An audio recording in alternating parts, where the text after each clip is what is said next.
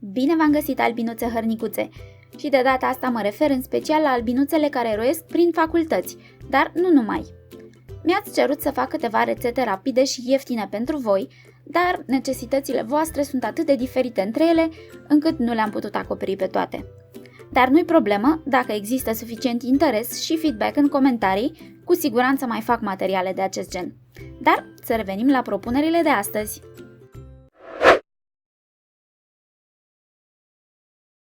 Salată cu șuncă.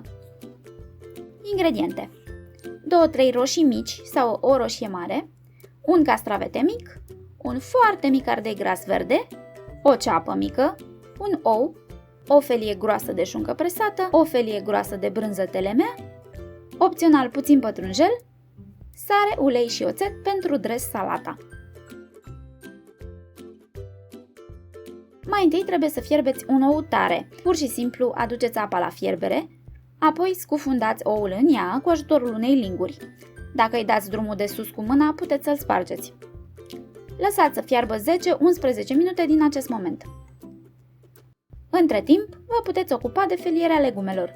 Le puteți felia după cum vedeți la mine aici, sau cum vă este mai ușor. Le adunați pe toate într-un bol.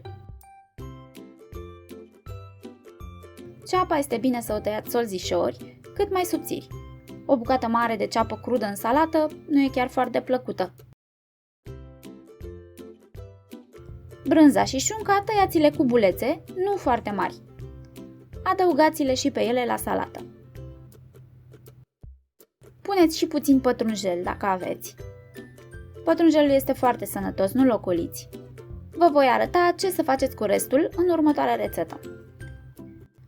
După ce a trecut timpul de fierbere, scoateți oul într-o cană cu apă rece ca să îi opriți gătirea, apoi îl curățați de coajă, îl tăiați sferturi și îl adăugați la salată. Gata! Tot ce trebuie să mai faceți este să dregeți salata cu sare, ulei și oțet după gustul vostru și poftă bună! Dacă doriți, puteți să încercați și rețeta mea de salată cu ton, care se poate face în avans și păstra în frigider. Vă pun linkul la sfârșit. Piept de pui cu salată de pătrunjel. Ingrediente: o jumătate mare de piept de pui, o ceașcă mică de cușcuș și o ceașcă mică de apă, o legătură de pătrunjel, o ceapă mică, 2-3 roșii mici, un castravete mic, puțin unt, sare și piper, ulei și oțet. În primul rând să vă povestesc puțin despre cușcuș, poate nu știe toată lumea ce este. Face parte din categoria pastelor făinoase, dar sub formă de bobițe foarte mici și fine. Și este suficient să torni apă fiartă peste el ca să-l gătești. Mai există și cușcuș cu boabe mai mari care trebuie fiert la fel ca pastele normale, dar voi luați-l pe acesta. Se prepară conform instrucțiunilor de pe ambalaj. În cazul acestuia pe care l-am eu, se amestecă același volum de cușcuș cu un volum identic de apă fiartă cu sare. Se amestecă continuu 1 minut până când apa se absorbe bine, altfel bobițele se lipesc între ele. Dăm deoparte. Tăiem toate legumele cu bulețe de aceeași dimensiune.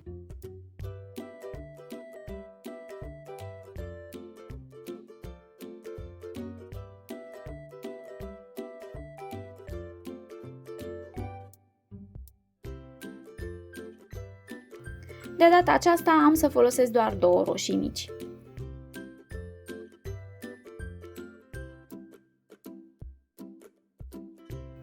Le transferăm pe toate într-un bol. S-ar putea să vi se pară ciudată o salată cu atât de mult pătrunjel, dar este foarte sănătoasă și bună, să nu vă fie teamă să o încercați.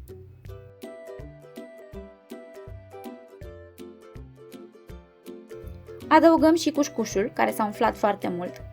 Cât puneți, depinde de voi, pentru mine este suficient atât. Cușcușul ce rămâne se poate păstra acoperit în frigider cam 2 zile. Să ne ocupăm și de pieptul de pui. Întâi tăiați această mică bucată de carne care se numește inner filet. Apoi feliați pe grosime, încet, fără să vă grăbiți. Dacă nu aveți un cuțit ascuțit sau vi se pare prea complicat, cumpărați piept de pui deja feliat, doar că prețul per kilogram va fi puțin mai mare.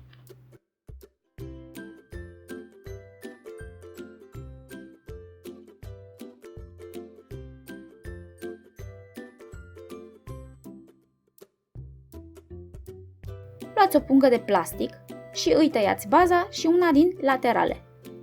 Puneți bucățile de pui în ea și cu ajutorul unei sticle goale bateți puțin bucățile de pui. Atenție! Nu loviți carnea așa la întâmplare până o faceți foiță de hârtie. Trebuie doar să uniformizăm puțin grosimea cărnii, adică lovim doar părțile mai groase.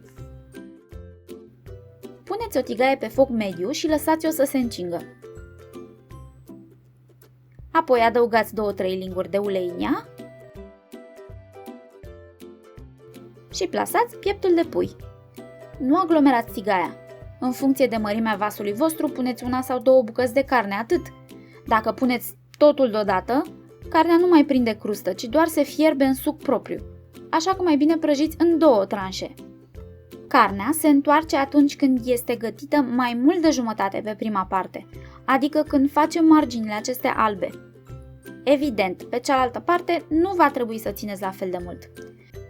Din păcate, nu există un timp standard de gătire, el depinde de foarte mulți factori. Faceți o mică tăietură în partea cea mai groasă a fripturii. Dacă nu mai e roz înăuntru, e gata. După ce ați scos pieptul de pui, ca să îi dați gust și să-l mențineți suculent, trebuie să-l ungeți cu o feliuță mică de unt.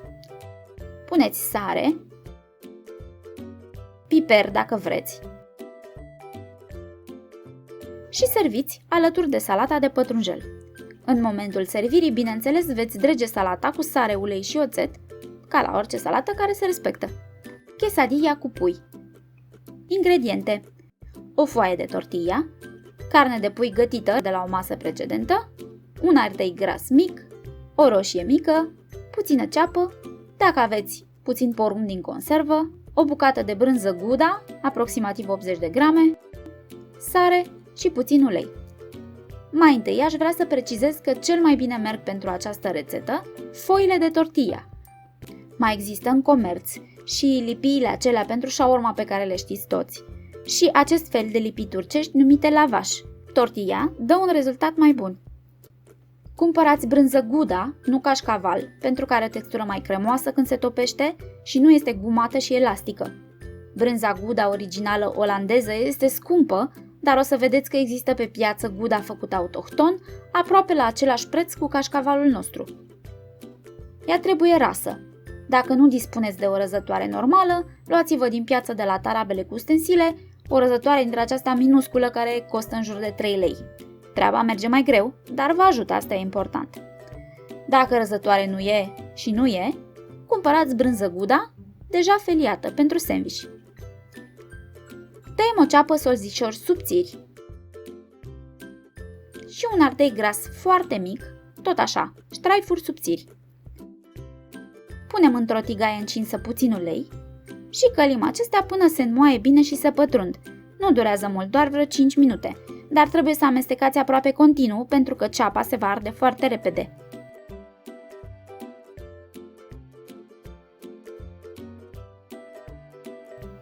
Mai avem nevoie de câteva cubulețe de roșie, câteva însemnând nu mai mult de o lingură.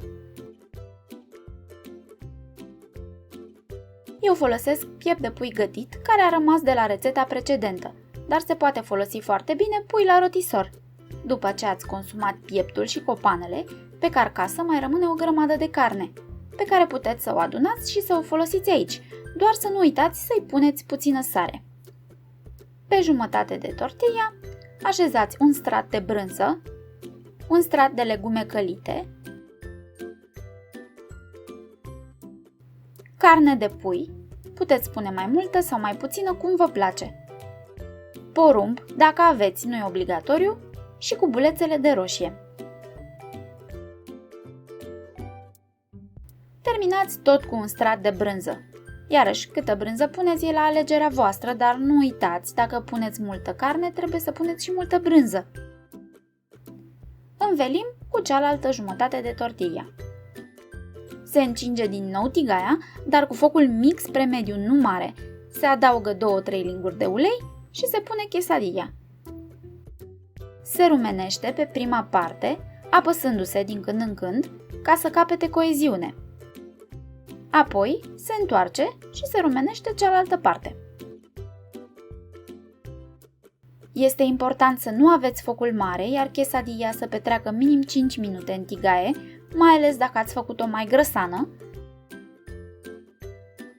Este un preparat caloric, dar foarte potrivit pentru anotimpul rece, mai ales când petreceți toată ziua alergând de la un curs la altul prin frig. Paste cremoase cu sos de brânză. Ingrediente: o cană de paste mici, asta înseamnă cam 100 de grame, o cană plină de lapte, brânză telemea, aproximativ 100 de grame, puțin unt și opțional puțin zahăr. Pentru această rețetă eu folosesc mini fusilii care fierb în 3 minute. Puteți folosi și melci spiralați cu fierbere normală de 7-8 minute, dar în acest caz trebuie să adăugați în plus o jumătate de cană de lapte, pentru că la fierbere mai îndelungată se evaporă mai mult lichid. Dacă vreți să folosiți alte forme de paste de dimensiuni mai mari, să aveți grijă că într-o cană vor intra mai puțin de 100 de grame.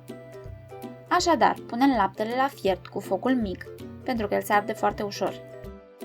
Când dă în clocot, adăugăm pastele și fierbem conform instrucțiunilor de pe pachet, adică în cazul meu 3 minute. Între timp, sfărmăm bine brânza cu furculița. Eu am aici 2 bucățele de brânză diferite care mi-au rămas prin frigider. Orice brânză gen telemea este bună, doar să aveți grijă să nu aibă clorură de calciu la ingrediente. Nu doar că nu e sănătoasă, dar clorura de calciu previne brânza să se topească complet în paste. Vor rămâne unele bucățele tari și gumoase, care nu sunt plăcute, așa că aveți grijă când o cumpărați. Când timpul de fierbere al pastelor aproape a trecut, adăugăm brânza. Oprim focul și amestecăm până ce se formează un sos cremos.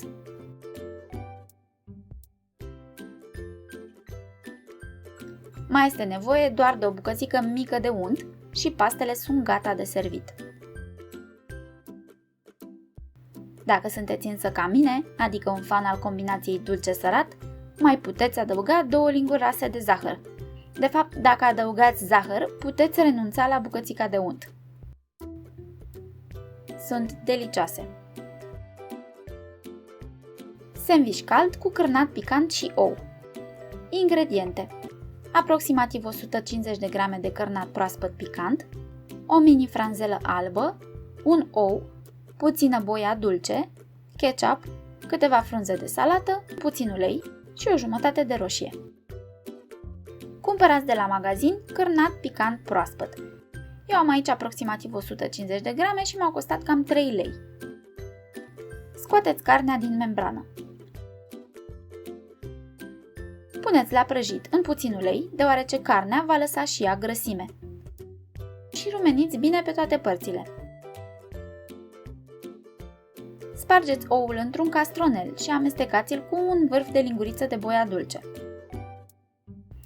Atunci când carnea este rumenită, o adunăm în mijlocul tigăii și turnăm peste ea oul.